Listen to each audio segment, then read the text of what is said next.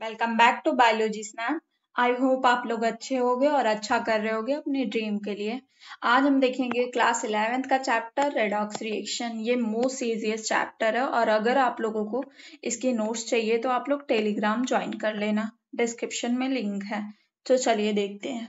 दोनों के अकरेंस से होता है, अगर एक अकर हो और एक ना हो तो वो रेडॉक्स रिएक्शन नहीं होगा, वो केमिकल रिएक्शन।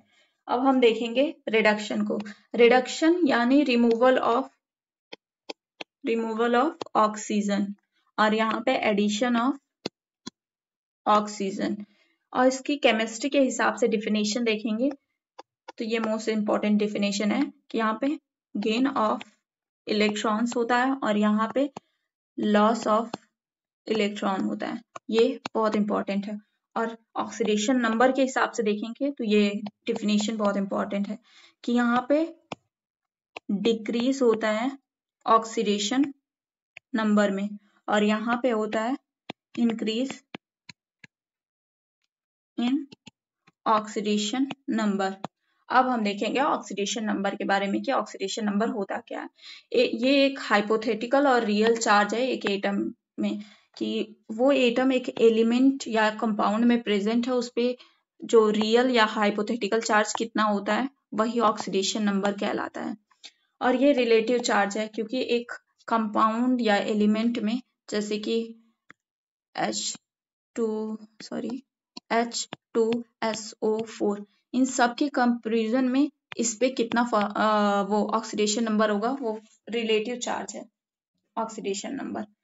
अब कुछ रूल्स भी होते हैं। तो पहला रूल ये है कि हाइड्रोजन जो होता है अगर वो मेटल के साथ प्रेजेंट हो तो उसका ऑक्सीडेशन नंबर -1 होता है। और अगर हाइड्रोजन नॉन मेटल के साथ हो जैसे कि carbon, nitrogen, oxygen, fluorine etcetera, तो +1 शो करेगा ऑक्सीडेशन स्टेट। यहाँ पे है ये मेटल के साथ है तो यहाँ पे -1 शो कर रहा है और यहाँ पे नॉन मेटल के साथ है तो यहाँ पे +1 शो कर रहा है। अब आगे देखते हैं।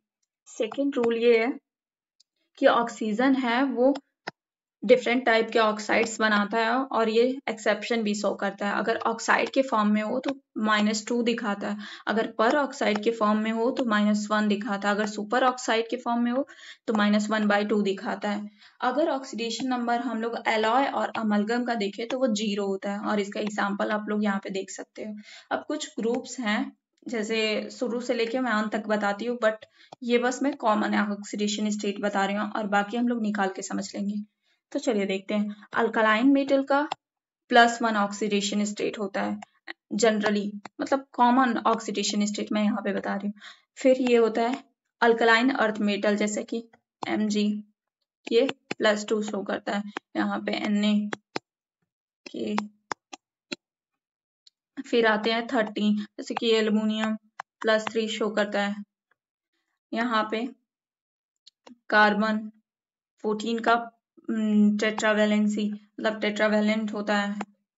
15 यानी नाइट्रोजन बस एक्सेप्शनल है कि वो +5 नहीं शो कर सकता है, बाकी सारे ऑक्सीडेशन स्टेट शो करेगा -3 से लेके +5 तक। फिर 16 में जनरली +2 से +6 तक दिखाता है, ऑक्सीजन जनरली -2 दिखाता है।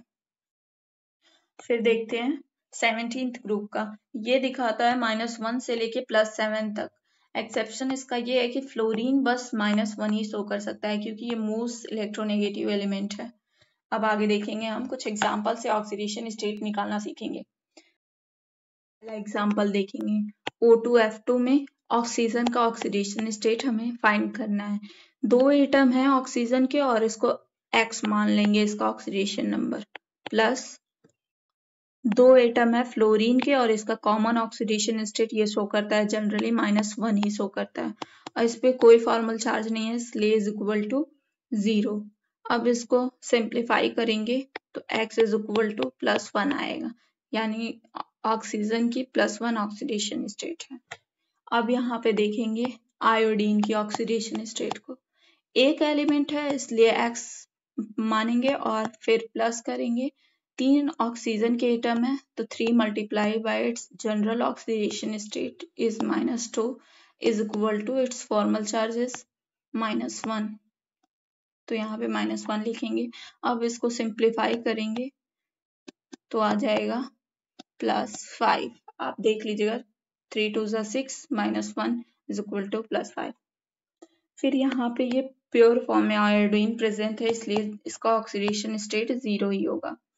फिर यहाँ पे देखते हैं H2SO4, 2 एटम है हाइड्रोजन का और हाइड्रोजन नॉन मेटल के साथ है, इसलिए +1 प्लस इसका कैलकुलेट सल्फर का हमें कैलकुलेट करना है, इसलिए यहाँ पे X होगा प्लस 4 एटम है ऑक्सीजन के और इसका जनरल ऑक्सीडेशन स्टेट -2 है और इस पे कोई भी फॉर्मल चार्ज नहीं है, इसलिए 0। फिर इसको फाइंड करेंगे तो x इज इक्वल टू +6 आएगा।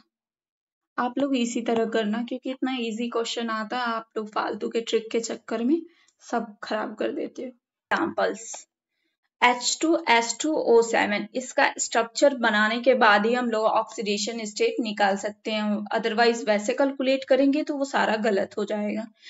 अब देखेंगे हम लोग ऑक्सीजन जो होता है वो 2 बॉन्ड बना सकता है और सल्फर जो होता है वो 6 बॉन्ड बना सकता है मैक्सिमम।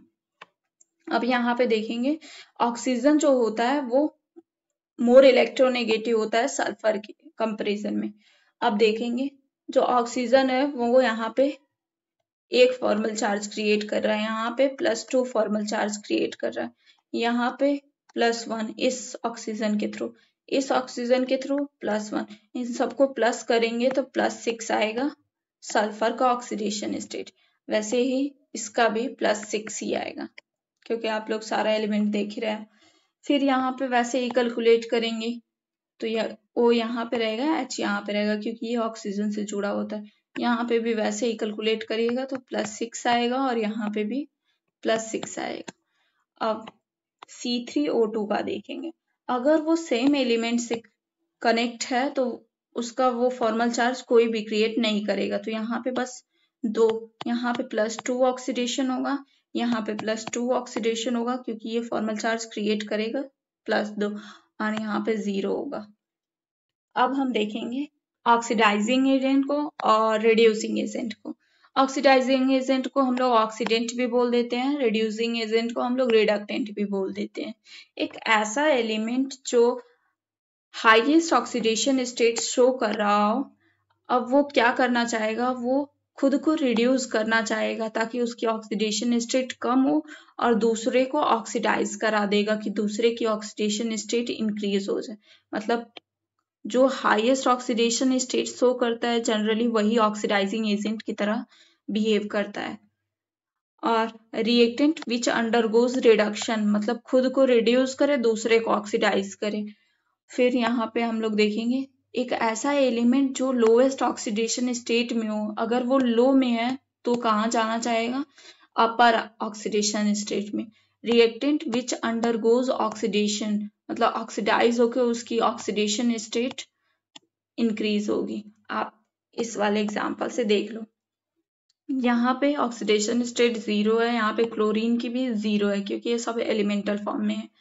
फिर यहाँ से ऑक्सीडाइज होके इसकी ऑक्सीडेशन स्टेट बढ़ रही है,